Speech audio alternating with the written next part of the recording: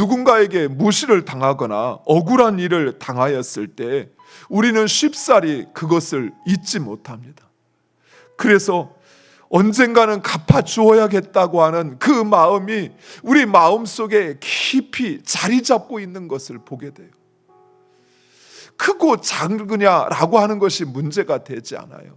그저 말 한마디, 그렇게 나에게 상처를 준 말 한마디, 행동 한 가지도 쉽게 내 마음에서 용서가 되지 못하고, 그래서 그것이 쓴뿌리가 되어서 언젠가는 내가 되돌려 줄 거야, 너 잘됐다, 너 마침 이번이 기회구나 라는 생각이 항상 우리에게 있는 것입니다.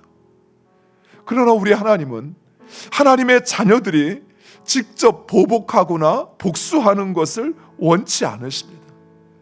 비록 우리가 아무리 억울한 일을 당하였어도 하나님의 자녀들이 직접 보복하는 것이 아닌 하나님께서 하시겠다는 것입니다. 본 시편의 시인 역시 바로 이런 사실을 확신했습니다. 그래서 그는 자신이 스스로 복수하려 하지 않고 복수의 하나님을 찾는 것입니다. 먼저 시인은 악인들의 그 악행을 고발합니다. 악인들은 오만한 말을 마구 짓거립니다. 그리고 악인들이 악을 행하는 것은 본질적으로 선악간에 심판하시는 그 하나님의 존재를 인정하지 않기 때문입니다. 그들은 오직 자신만이 지혜롭고 자신만이 최고라고 생각하는 것이에요. 자신은 공의롭고 자신은 옳다라고 생각하는 것입니다. 또한 그들은 주의 백성들을 짓밟으며 주의 소유를 곤고하게 한다라고 말하고 있습니다. 즉 그들은 지금 자신들이 핍박하는 사람들이 바로 하나님의 백성이요 하나님의 소유임을 알지 못하는 것입니다.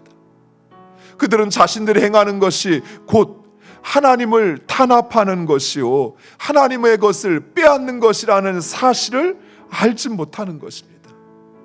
무엇보다도 그들이 악을 행하고 주의 백성을 괴롭히는 것은 어리석게도 하나님께서 보지 못하고 그리고 하나님께서 듣지 못한다 생각하기 때문입니다. 그러나 사랑하는 성도 여러분, 우리가 직접 보복하거나 복수하지 않고 보복하시는 하나님께 맡겨야 하는 이유, 또 악인들이 이런 악을 행하고 하나님 앞에 하나님의 존재를 부정하고 하나님이 보지 못하고 듣지 못하고 생각하는 것에 대하여 성경은 우리에게 이렇게 말씀합니다. 우리 하나님은 천지에 충만하신 하나님이십니다.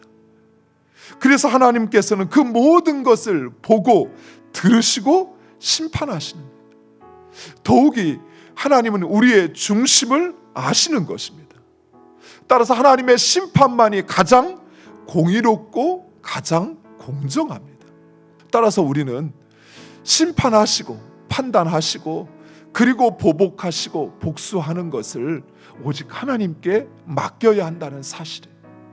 두 번째로 우리가 보복하려고 하는 우리 앞에 서 있는 바로 그 사람은 하나님의 형상으로 창조된 하나님의 소유된 하나님의 백성된 자라는 사실입니다. 때로는 그가 가난하고 미약하다 할지라도 그는 하나님의 형상으로 창조된 하나님의 소유된 백성입니다. 또한 그가 아무리 악한 악인이라 할지라도 용서받지 못할 죄라 할지라도 우리는 그가 하나님의 백성이 아니라는 사실을 우리는 분별할 수 없어요.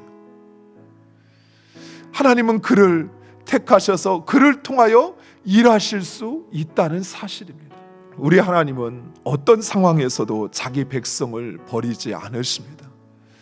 우리가 악인이 되어서 때로는 다른 이들을 핍박하고 또는 다른 이들을 정죄할 때에도, 또 우리가 때로는 악인들에 의해서 환난을 당하고 무시를 당하고 어려움을 당할 때에도 하나님은 우리의 요새가 되시며 피할 반석이 되어 주시는 것입니다. 무엇보다도 하나님은 우리 편이셔요. 우리 편이 되어서 하나님은 우리가 당한 그 모든 것을 반드시 갚아주시는 하나님이십니다. 사랑하는 성도 여러분, 내가 판단하고 내가 정죄하고 내가 심판하고 하려기보다는 오직 복수하시는 하나님, 그 하나님께 맡겨드리는 여러분 되시기를 간절히 축원드립니다.